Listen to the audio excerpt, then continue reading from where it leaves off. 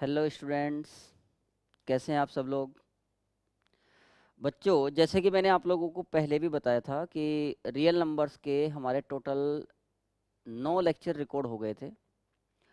और एक लेक्चर जो है हम लोग रिकॉर्ड करेंगे, एक या दो भी हो सकते हैं, जिसमें हम लोग वेरियस स्टेट्स में आए हुए एनटीएससी के क्वेश्चंस कवर करेंगे, जिससे आप लोगों को ये समझ में आ जाएगा कि रियल नंबर्स के बेस पे किस किस स्टेज में, किस किस स्टेट्स में एनटीएससी स्टेज 1 में कितने क्वेश्चन पूछे जाते हैं। तो आज का हमारा जो लेक्चर है वो पूरी तरीके से इसी बात पे डिवोटेड है। इसलिए हमने, और ये जो एनटीएससी वाला पोर्शन है डिस्कस करने वाला, ये हम लोग हर चैप्टर के बाद करेंगे।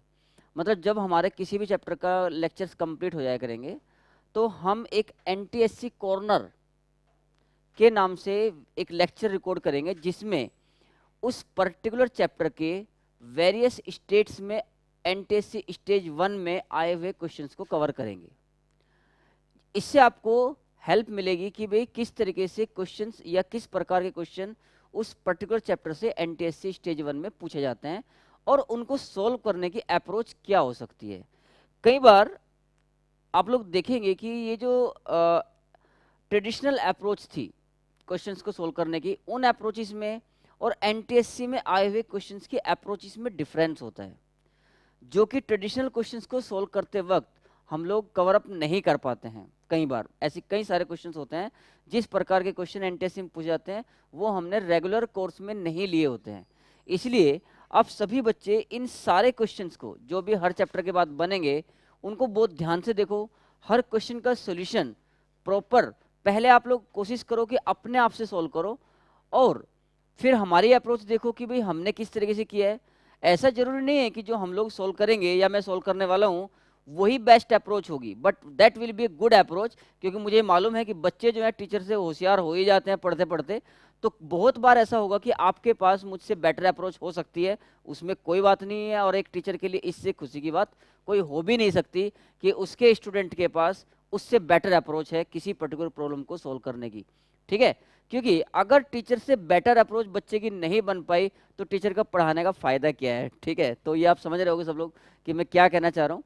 तो ऐसा बिल्कुल भी नहीं सोचना कि मतलब सर ने तो एक इस अप्रोच से किया, मेरे पास इससे बेटर है। बिल्कुल सर की तो मतलब सर की इच्छा ही यही है कि आपके पास सर से बेटर अप्रोच हो हर क्वेश्चन की।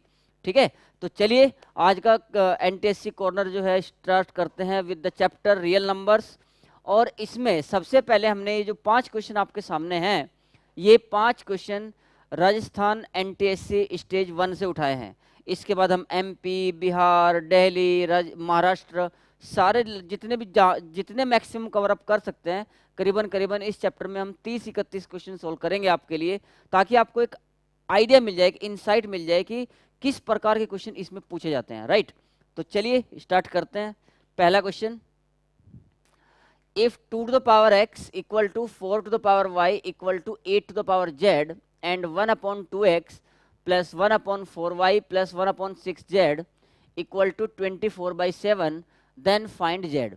और ये राजस्थान एनटीएससी स्टेज 1 2005 में पूछा गया है, और आप इधर के क्वेश्चन भी देख सकते हो, ये भी 2005 में पूछा गया। राजस्थान एनटीएससी स्टेज 1 है सबका, ये 2007, 2013, फिर अगेन 2013।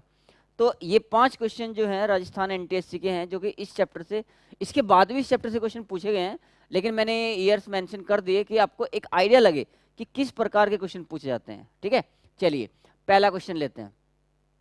तो अगर आप यहाँ पर ध्यान से देखो तो 2 टू द पावर एक्स, ये जो 4 की पावर y है, इसे 4 को आप 2 की पावर 2 ऐसा लिख सकते हो, और y तो पहले से ही है, इक्वल टू जो 8 है इसे आप 2 की पावर 3 लिख सकते हो, और z तो पावर में पहले से ही है, तो ये इक्वल हो गए।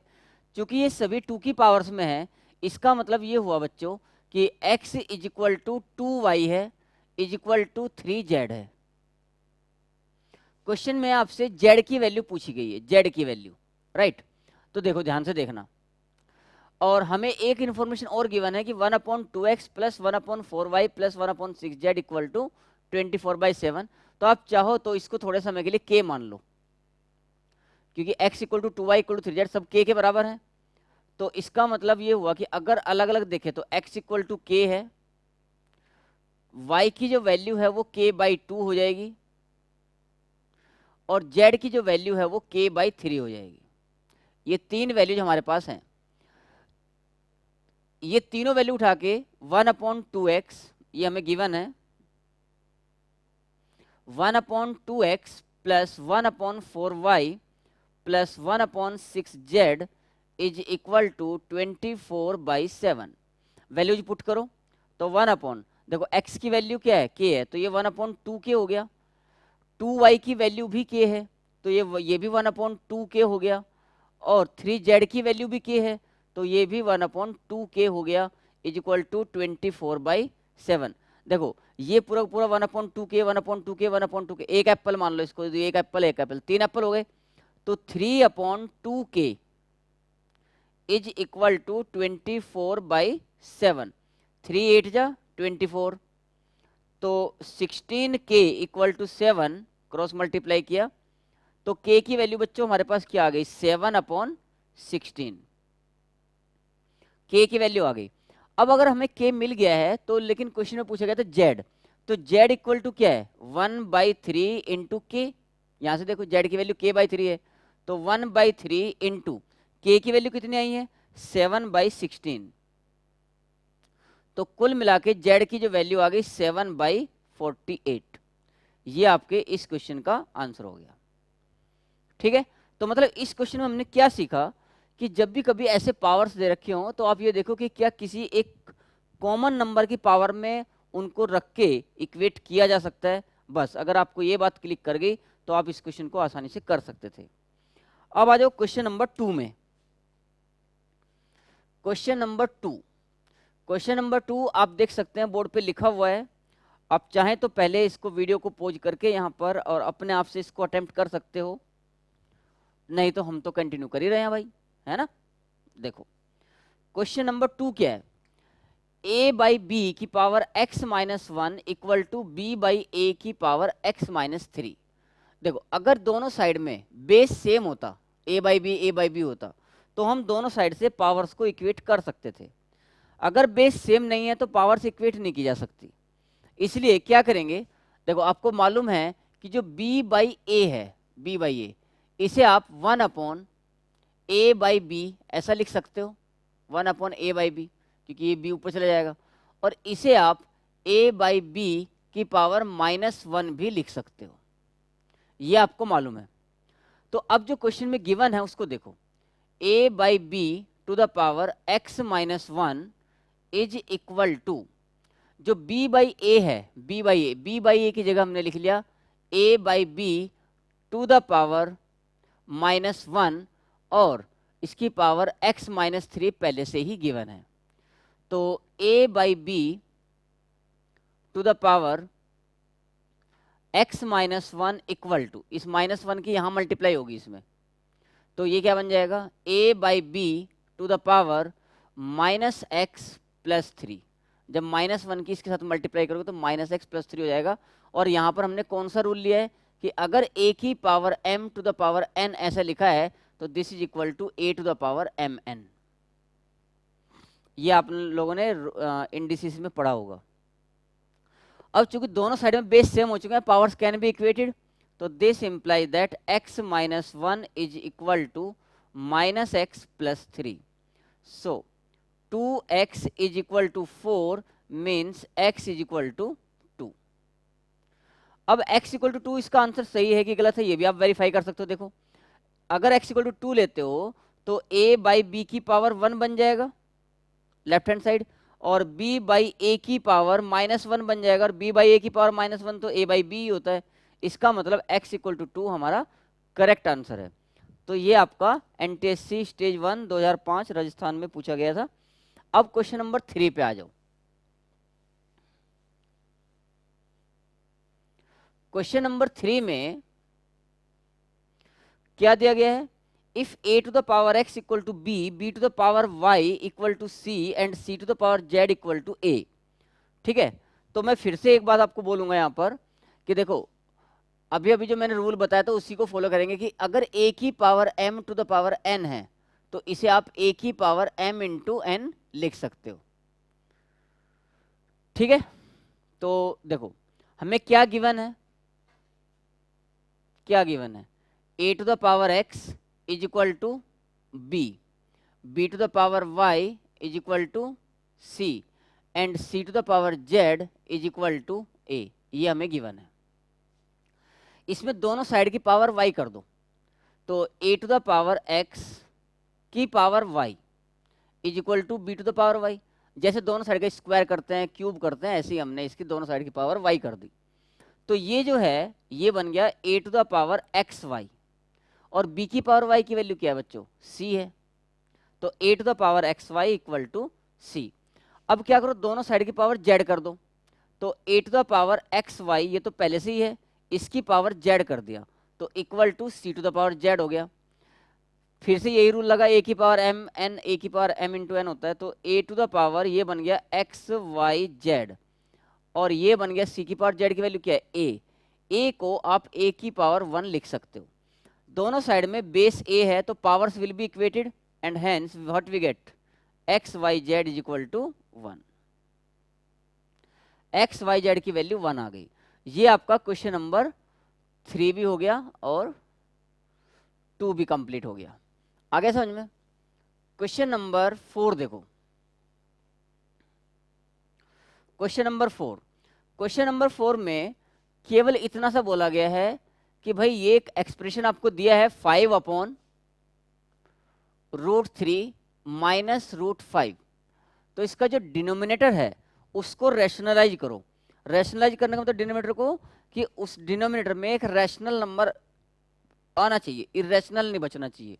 तो इसको आप ऐसे लिख सकते हो 5 अपॉन √3 माइनस √5 इंटू जो इसका अपोजिट साइन है इससे ऊपर नीचे मल्टीप्लाई कर लो, तो √3 प्लस √5 से ऊपर नीचे मल्टीप्लाई कर लिया इसमें न्यूमरेटर और डिनोमिनेटर में, तो 5 इंटू √3 प्लस √5 ये तो बन गया आपका न्यूमरेटर, और डिनोमिनेटर में अगर आप देखो तो ये a माइनस बी और a प्लस बी लिखा हुआ है, और आप सभी बच्चों को ये फॉर्मूला मालूम है कि a माइनस बी और a प्लस बी कहीं भी मल्टीप्लाई में हो तो ये actually a square minus B square होता है। ठीक है, ये फॉर्मूला आपको सबको मालूम है। तो यहाँ पर a का काम जो है वो √3 कर रहा है, तो √3 का स्क्वायर a स्क्वायर हो गया माइनस बी स्क्वायर यानी कि √5 का स्क्वायर, तो 5 इंटू √3 प्लस √5 बाय √3 का स्क्वायर 3 होता है, √5 का स्क्वायर 5 होता है, तो यहाँ पर -2 बच गया, तो 5 अपॉन -2 को -5/2 लिखेंगे, क्योंकि रैशनल नंबर जब लिखते हैं तो डिनोमिनेटर पॉजिटिव बना के लिखते हैं। √3 इन प्लस √5 ये न्यूमरेटर में है, तो मतलब कुल मिला के हमने डिनोमिनेटर को रैशनलाइज कर दिया। तो ये हो गया आपका क्वेश्चन नंबर 4।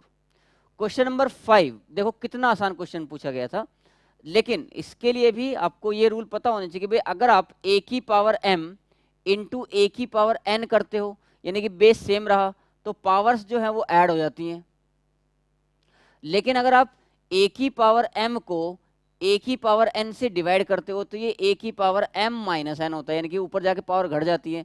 तो ये आपको ऐसा कोई भी बच्चा नहीं होगा जिसको इसके बारे में नहीं पता हो। तो आप देखो कितना आसान है, 2 की पावर 100 है और इसको 2 से डिवाइड किया तो यहाँ पर 2 की पावर 1 है, यानी कि दोनों का बेस सेम है, तो बेस सेम है तो पावर्स विल बी सब्ट्रैक्टेड, तो 100 माइनस 1 यानी कि 2 की पावर 99। ये आपका क्वेश्चन नंबर 5 हो गया। तो बच्चों ये जो सारे क्वेश्चन थे ये आपके हो गए राजस्थान में आए हुए। अब MP छत्तीसगढ़ के क्वेश्चन ले लेते हैं, है ना कुछ।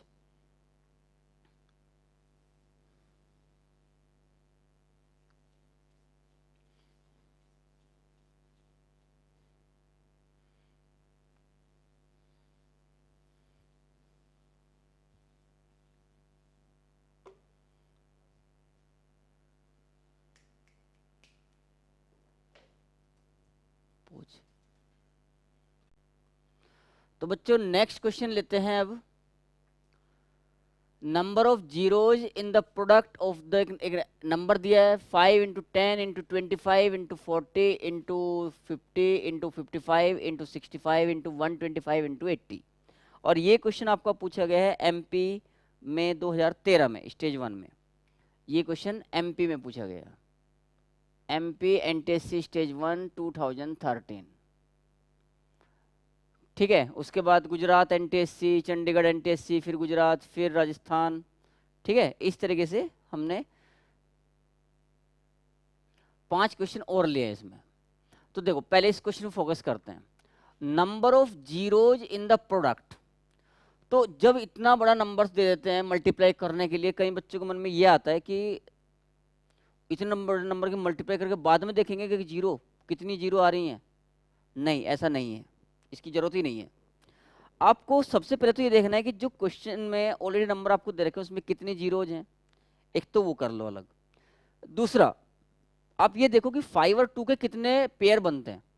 जितने 5 और 2 के पेयर बनेंगे उतनी ही जीरो बनेंगी। ठीक है, 5 और 2 के पेयर। तो देखो ध्यान से देखना, यहां पर एक जीरो है, यहां पर एक जीरो है, यहां पर एक जीरो है, और यहां पर भी एक जीरो है। तो इन तीनों नंबर से हमने 10 10 10 अलग कर लिया, तो 1 2 3 4 जीरो अलग हो गई। जो मैंने अंडरलाइन किया है वहां से 4 जीरो आपको क्लियर दिख रही है। अब जो बच गया उसको देखो, ये 5 है, यहां पर 25 है, इसको 5 इंटू 5 लिख सकते हैं।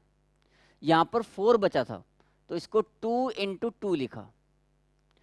यहां पर 10 लिया आपने तो यहां पर 5 बचा हुआ है अभी। यहां पर ये 55 है तो 55 को 5 इंटू 11 ऐसा लिख सकते हो आप। ये 65 है तो इसको 5 इंटू 13 लिख सकते हो। और ये जो 125 है इसको 5 इंटू 5 इंटू 5 ऐसा लिख सकते हो। और जो 8 बच गया था, क्योंकि जीरो आप ऑलरेडी ले चुके हो, तो 2 इंटू 2 इंटू 2। ठीक है, अब आपको केवल ये देखना है कि 5 और 2 के कितने पेयर बनते हैं। देखो, क्योंकि 3 जीरो 4 जीरो तो ऑलरेडी आपके पास है, एक जीरो ये हो गई 5, एक जीरो ये हो गई 6, एक जीरो ये हो गई 7, राइट। एक जीरो ये हो गई 8, और एक जीरो, चलो इसको ही ले लेते साथ में, ये हो गई 9। क्या इनके अलावा, भाई 4 तो ये हो गई, 4 जीरो 5 6 7 8 9, क्या इनके अलावा कहीं भी आपको कोई 5 और 2 का पेयर दिख रहा है? या जो नंबर बचे हुए हैं उन नंबर्स की मल्टीप्लाई करके कभी भी यूनिट प्लेस पे जीरो आने वाला है? तो आंसर इज नो। तो टोटल नंबर ऑफ जीरोज कितनी होगी? Total number of zeros, total number of zeros equal to 9। ठीक है, क्वेश्चन नंबर 7 बिल्कुल बेसिक क्वेश्चन है। एचसीएफ पूछा है, मतलब 6th क्लास का बच्चा कर सकता है जो पहली बार एचसीएफ पढ़ा होगा। 28, 35 और 91 का एचसीएफ। इसको आप 7 इंटू 2 इंटू 2 ऐसे लिख सकते हो, इसको आप 7 इंटू 5 लिख सकते हो, इसको आप 7 इंटू 13 लिख सकते हो। तो आप देख सकते हो केवल 7 ही कॉमन है, तो जो 7 कॉमन है वही हाईएस्ट फैक्टर भी है जो कॉमन है। तो एचसीएफ क्या हुआ? HCF is 7। तो क्वेश्चन नंबर 7 का आंसर भी 7 हुआ। ठीक है, नेक्स्ट जो क्वेश्चन है वो इंटरेस्टिंग क्वेश्चन है, देखो पढ़ो उसको ध्यान से, क्या बोल रहे हैं।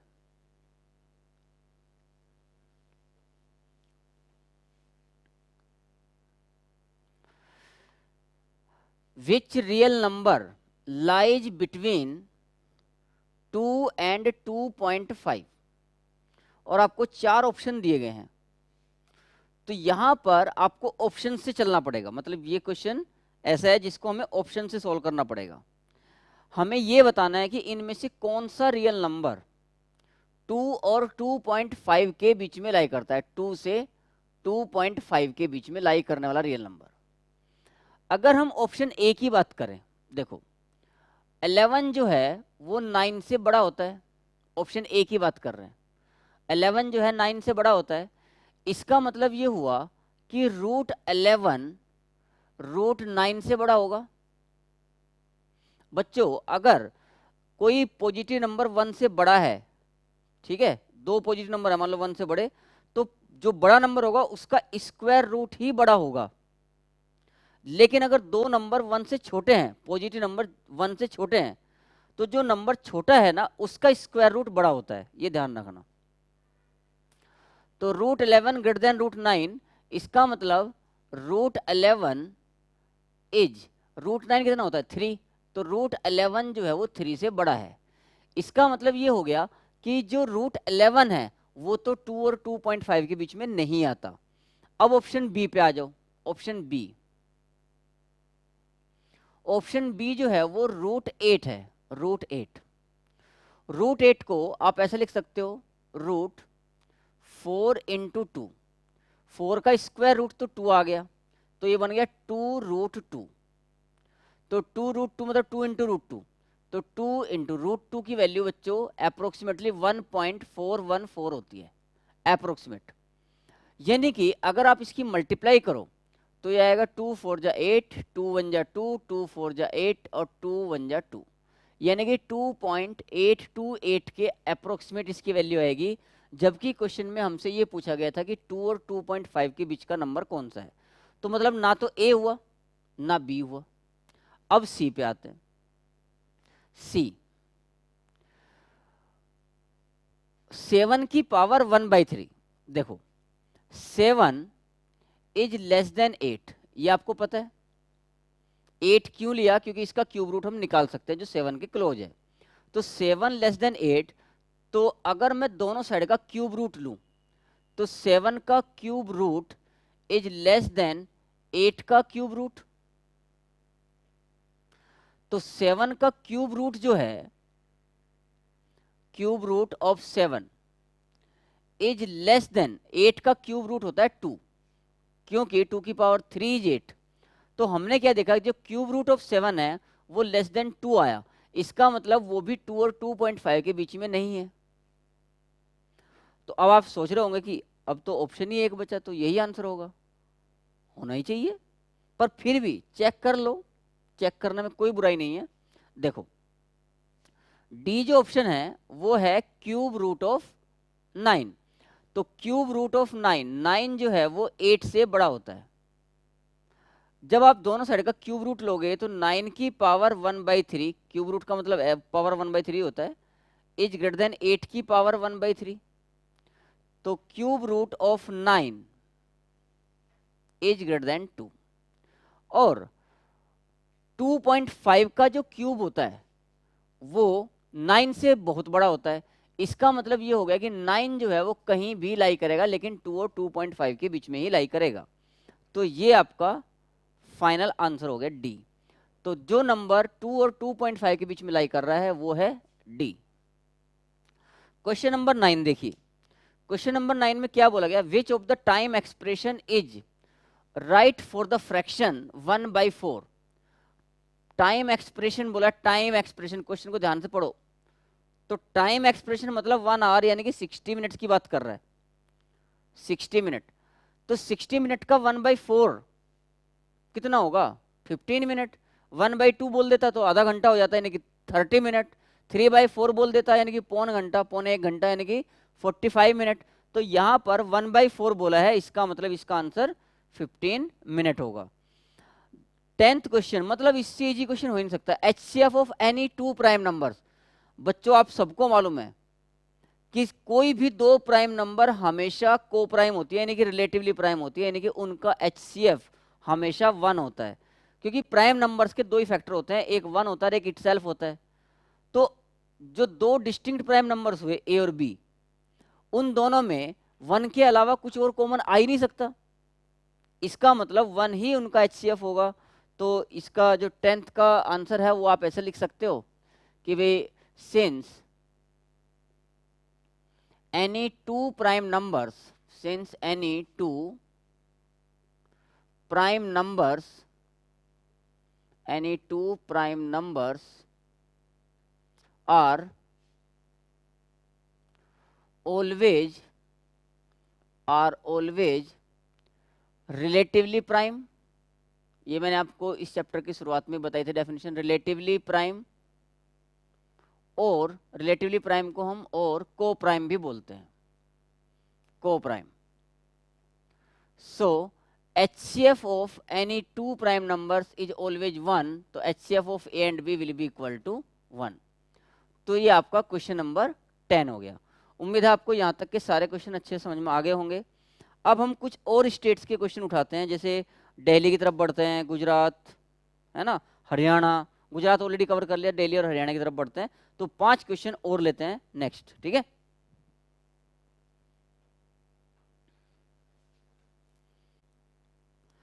तो बच्चों चलो आगे के 5 क्वेश्चन और लेते हैं और देखते हैं कि भाई इनमें जो है कुछ थोड़ा डिफरेंट क्वेश्चन हैं कि नहीं है। तो क्वेश्चन नंबर 11 ये एमपी में पूछा गया, एनटीएससी स्टेज 1 2013।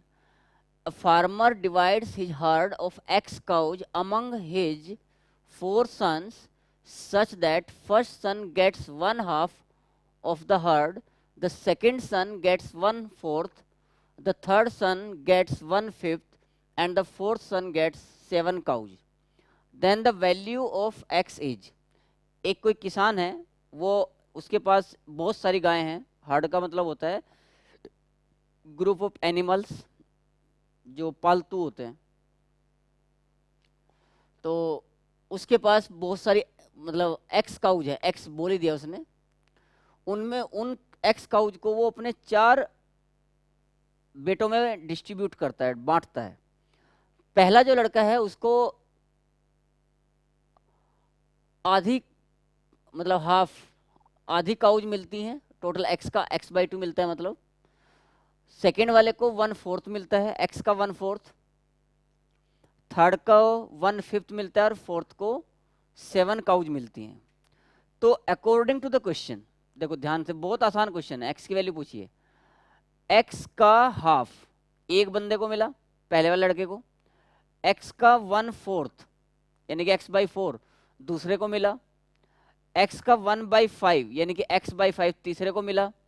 और फोर्थ जो लड़का है उसको 7 काउज मिली। इन सबका सम जो है वो किसके बराबर होगा? x के बराबर होगा, क्योंकि टोटल काउज तो x थी ना। यहां पर आप देख सकते हो इजीली आपका जो एलसीएम है वो कितना आ गया, 2, 4 और 5 का। ये आ गया है बच्चों 20, राइट। तो ये हो गया 10x, ये हो गया 5x और ये हो गया 4x इक्वल टू x - 7। ये 7 को उठा के इधर ले गए, तो 10 और 5 15 और 4 19, 19x। और इस 20 की इधर मल्टीप्लाई हो जाएगी, तो 20x - 140। x वाले प्राणी एक तरफ कर लो और 140 को एक इधर ले जाओ, तो 20x - 19x is equal to 140। It means x is equal to 140। तो टोटल काउज जो थी फार्मर के पास वो 140 थी, ठीक है। तो x की वैल्यू आ गई 140। क्लियर हो गया क्वेश्चन नंबर 11। क्वेश्चन नंबर 12 देखो, which number is the inverse of opposite of -5/8। -5/8 के अपोजिट का इनवर्स। तो opposite of -5/8 is 5/8 and inverse of 5/8 is 8/5। 8/5, तो 8/5 को आप 1 and 3/5 ऐसा भी लिख सकते हो। एक्चुअली ऑप्शन इसी फॉर्म में दिए गए थे आपको, ठीक है। तो क्वेश्चन नंबर 12 आपका डन।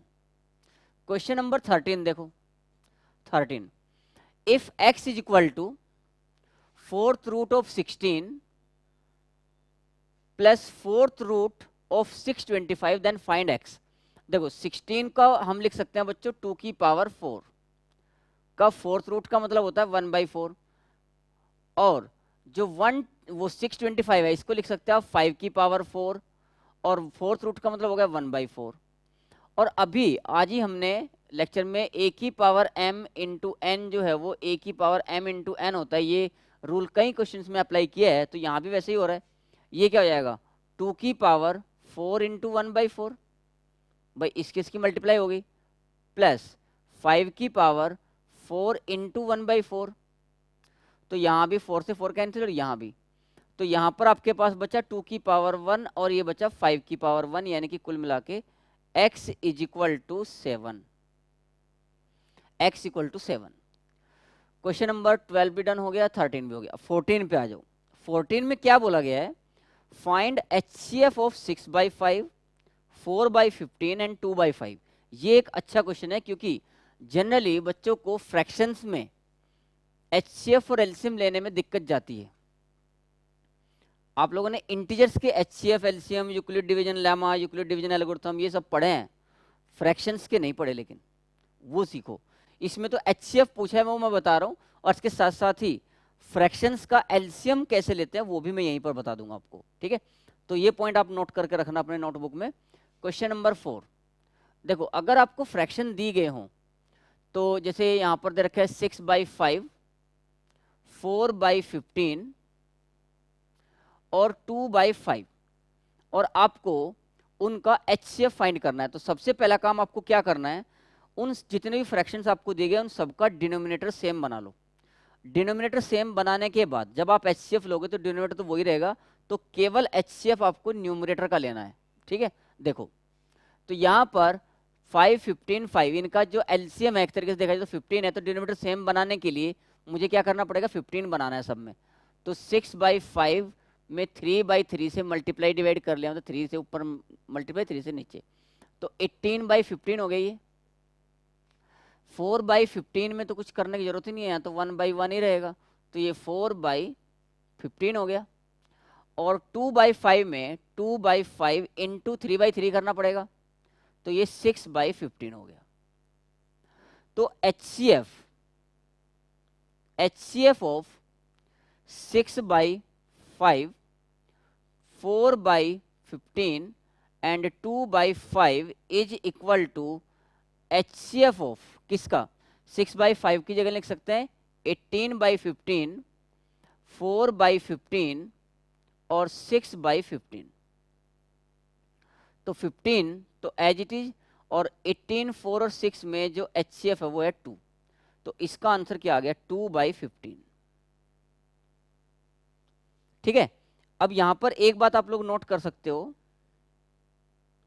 अगर आपसे ये पूछा होता एलसीएम ऑफ A/B और C/D, मतलब इसके अलावा और भी एक दे सकता है, फ्रैक्शन में एलसीएम कैसे निकालते हैं, तो उसका रूल होता है LCM of the numerator value, यानी कि A और C का आप एलसीएम निकालोगे upon HCF of B and D, denominator का HCF। तो इस क्वेश्चन नंबर 14 में आप फ्रैक्शंस का HCF और एलसीएम दोनों सीख गए होंगे। पूछा गया था HCF केवल, लेकिन हमने एलसीएम भी बता दिया कि जरूरी नहीं है कि हर बार HCF पूछा जाए, एलसीएम भी तो पूछ सकता है। अब अपन आते हैं क्वेश्चन नंबर 15 पर। क्वेश्चन नंबर 15 थोड़ा सा कैलकुलेटिव है लेकिन इजी है। इसमें क्या बोला गया, सिंप्लीफाई दिस। तो यहां पर बच्चों आप थोड़ा सा ध्यान दो, और कोशिश ये करनी चाहिए आपको कि क्या किसी तरीके से आप इसको डिनोमिनेटर में A+B इंटू A-B की फॉर्म में लिख सकते हो, जो कि A² - B² होता है। तो लेट्स सी किस किस को एक साथ लेने में फ़ायदा है हमें। तो मैंने इसको इसमें क्या किया, जो क्वेश्चन नंबर 15 है इसको ऐसा लिख लिया, 1/√2 minus √5, √2 minus √5 plus √3 and plus 1/√2 minus √5 और माइनस √3 एज इट इज। अब ये √2 माइनस √5 है, इसे आप सोचो मन मन में A पूरा, √3 को सोचो B, तो देखो ये A प्लस B और ये A माइनस B लिखा हुआ है, लिखा है। तो अब आप क्या करो, अच्छे बच्चों की तरह एलसीएम ले लो। तो √2 माइनस √5 प्लस √3, √2 माइनस √5 माइनस √3, ये तो आगे एलसीएम, ये यहाँ चला जाएगा और ये यहाँ पर चला जाएगा।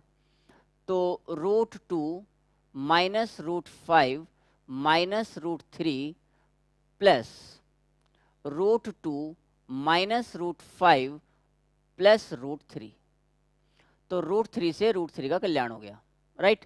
देखो √2 दो बार आ रहा है, √5 दो बार आ रहा है, तो न्यूमरेटर जो बन गया बच्चों वो है 2 इंटू √2 माइनस √5। डिनोमिनेटर में देखो ये a है और ये b है, तो ये a plus B into A minus B लिखा हुआ है, जिसे आप a square minus B square लिख सकते हो। a स्क्वायर क्या हो जाएगा, √2 माइनस √5 का स्क्वायर, ये a स्क्वायर हो गया, माइनस बी स्क्वायर का मतलब है √3 का स्क्वायर। उम्मीद है यहाँ तक कोई प्रॉब्लम नहीं है किसी भी बच्चे को। तो 2 into √2 minus √5 as it is upon a minus B का होल स्क्वायर, आपको पता है a square plus B square minus 2ab, तो a स्क्वायर करेंगे तो √2 का स्क्वायर 2 आएगा, प्लस बी स्क्वायर मतलब 5 हो गया, माइनस 2√ab, तो 2√ab मतलब 2√10, क्योंकि √2 इंटू √5 √10, और माइनस 3, तो 2 इंटू √2 माइनस √5 अपॉन 2 प्लस 5 7 हो गया, ये 7, और ये है माइनस का 3, तो 7 माइनस 3 4, तो 4 माइनस 2√10 ऐसा हो गया। अगर आप इसमें ध्यान से देखो तो 2 into √2 minus √5 as it is upon ये जो 4 है 4, इसे मैं 2 इंटू 2 ऐसा लिख सकता हूं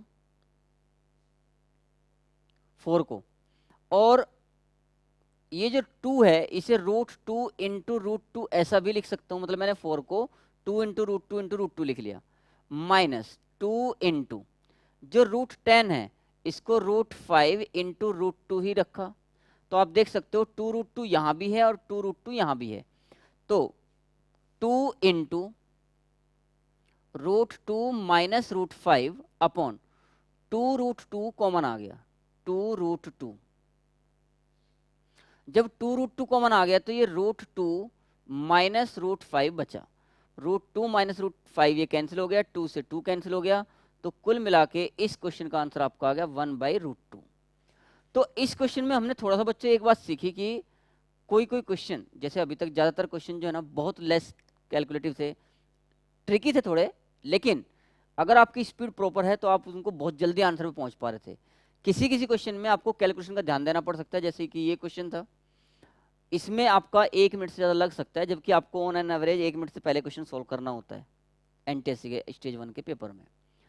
तो ये 15 क्वेश्चन आपको अच्छे समझ में आ गए, और 4-5 क्वेश्चन ले लेते हैं फिर आगे बढ़ते हैं। ओके बच्चों, तो नेक्स्ट क्वेश्चन है आपका क्वेश्चन नंबर 16, और ये आपका पूछा गया था Haryana NTSC stage 1 2015, Haryana NTSC stage 1 2015 में क्वेश्चन क्या बोल रहा है कि the traffic lights at 3 different signals change after 48 seconds, 72 seconds and 108 seconds. Traffic lights जो है 3 डिफरेंट सिग्नल्स पे एक जगह तो 48 सेकेंड में चेंज होती है, एक जगह 72 सेकेंड में चेंज होती है, और एक जगह 108 सेकेंड में चेंज होती है। If they change at 7 AM simultaneously, 7 बजे सुबह वो एक साथ चेंज हुई, उसके बाद एक लाइट तो 7 बजे के 48 मिनट 48 सेकेंड बाद चेंज होगी, एक 7:72 मतलब 72 सेकेंड बाद चेंज होगी, एक 108 सेकेंड बाद चेंज होगी। तो क्वेश्चन ये पूछ रहा है कि 7 बजे से 7:30 बजे के बीच में कितनी बार वो तीनों सिग्नल लाइट्स एक साथ चेंज होगी। समझ में आ रहा है क्या करना है, मतलब एलसीएम लेना पड़ेगा, एक साथ चेंज होंगे कितने सेकंड बाद, भाई ये 48 सेकंड बाद चेंज होती है, 72 सेकंड बाद, 108 सेकंड बाद चेंज होती है।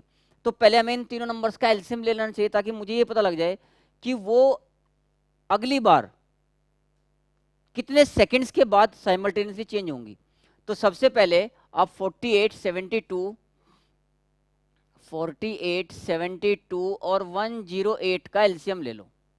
तो एलसीएम 24 हो गया, ये 36 हो गया, ये 54 हो गया, 2 12 18 27, फिर 2 6 9 27 as it is, again 2 3 9 27, again 3 1 3 9, फिर से 3 1 1 3 एंड देन 3, तो 1 1 1।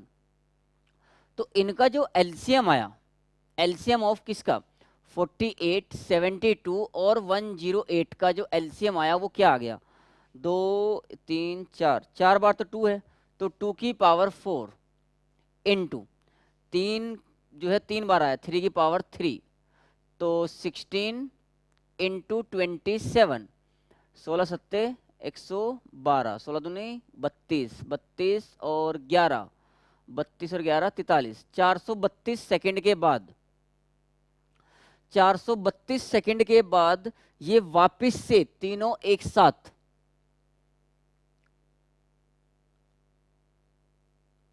चेंज होंगी। पहले 432 सेकंड बाद होगी, फिर उसके 432 सेकंड बाद होगी, लेकिन 7 बजे से 7:30 तक यानी कि आधा घंटा, तो आधा घंटा यानी कि 30 मिनट्स, तो 30 मिनट्स में 30 इंटू 60 सेकेंड्स हुए, यानी कि 1800 सेकेंड हुए, 1800 सेकेंड्स टोटल हो गए।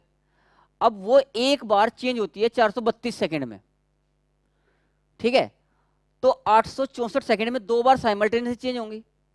864 का डबल कर दो 4 बार, मतलब लगभग 1800 से कम रह रहा है, लेकिन 1800 नहीं हो रहा, क्योंकि अगर ये 450 होता, 450 मिलके 4 बार में 1800 होता, तो 4 बार एग्जैक्ट होता। लेकिन जब आप इसको इंटू 4 करोगे, या ऐसे समझ लो कि 1800 को आपने 432 से डिवाइड किया, क्योंकि एक बार साइमल्टेनियसली चेंज होता है 432 सेकंड में, तो 4 पॉइंट समथिंग समथिंग आ रहा है, यानी कि 4 बार तो गारंटेड 7:30 बजे तक, क्योंकि अगर 5 बार आप मल्टीप्लाई कर दोगे तो 7:30 के ऊपर का टाइम हो जाएगा, तो 7 से 7:30 के बीच में वो एग्जैक्टली 4 टाइम्स साइमल्टेनियसली चेंज करेंगी। क्लियर हो गया? 7 से 7:30 के बीच में एग्जैक्टली 4 टाइम्स चेंज करेंगी साइमल्टेनियसली। दूसरा क्वेश्चन देखो, ये भी बहुत इंटरेस्टिंग क्वेश्चन है।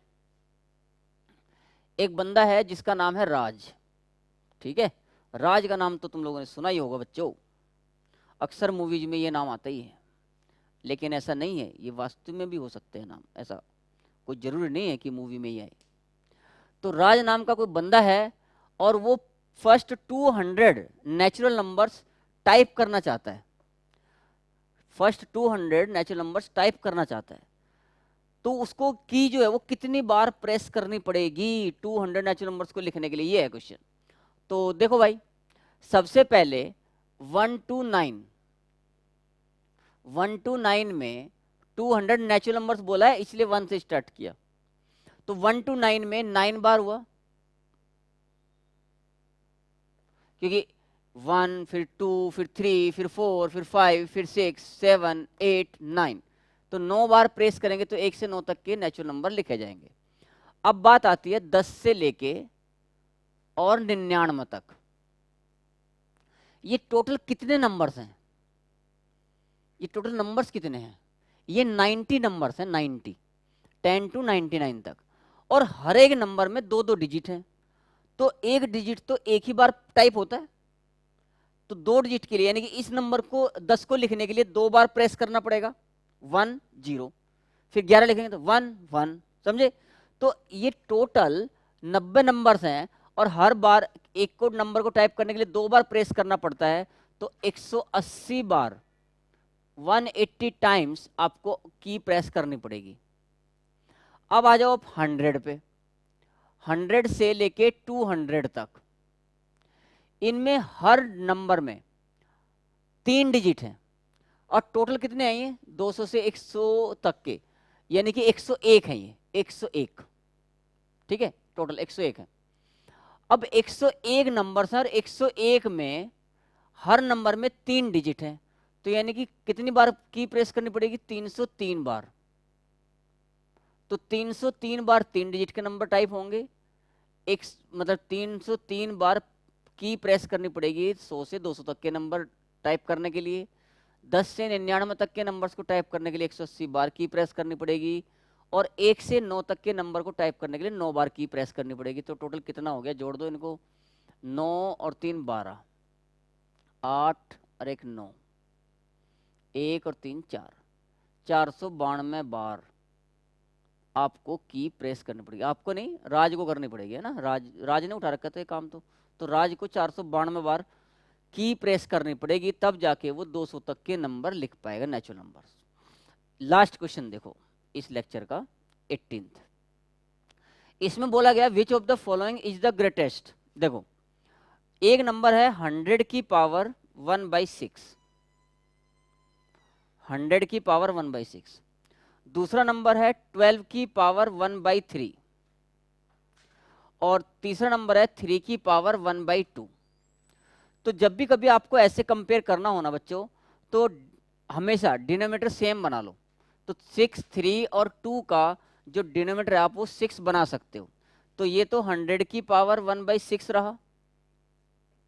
इसे आप क्या लिख सकते हो, यहाँ पर 2 से ऊपर नीचे मल्टीप्लाई करके तो 144 हो जाएगा 12 स्क्वायर, और पावर हो जाएगा 1/6। और यहाँ पर आपको 3 से मल्टीप्लाई डिवाइड करना पड़ेगा, तो 3 की पावर 3 हो जाएगा 27, तो 27 की पावर 1/6। अब जो सबसे बड़ा दिख रहा है वही सबसे बड़ा, जो सबसे छोटा दिख रहा है वही सबसे छोटा। तो ग्रेटेस्ट कौन हुआ, ये हुआ। और ये किसकी वैल्यू है, 12 की पावर 1/3 की। तो 12 की पावर 1/3 इज द ग्रेटेस्ट। तो बच्चों आज के लेक्चर में हम लोगों ने टोटल 18 क्वेश्चन जो है एनटीएससी कॉर्नर में कवर अप किए। नेक्स्ट लेक्चर में और कुछ इंटरेस्टिंग क्वेश्चंस और इंटरेस्टिंग अप्रोच के साथ हम लोग आपसे मिलेंगे, और 12-14 क्वेश्चन और सोल्व करेंगे उसमें, ताकि आप लोगों का रियल नंबर से रिलेटेड एनटीएससी में जिस प्रकार के भी क्वेश्चन आते हैं वो हर क्वेश्चन आप पूरी तरीके से जानते हो, पहले से आपको वो आता हो, आपको वो कंसेप्ट पूरी तरीके से क्लियर हो, ऐसा ही हमारा उद्देश्य है। So I think you have enjoyed the lecture today. Keep learning and be happy. Thank you.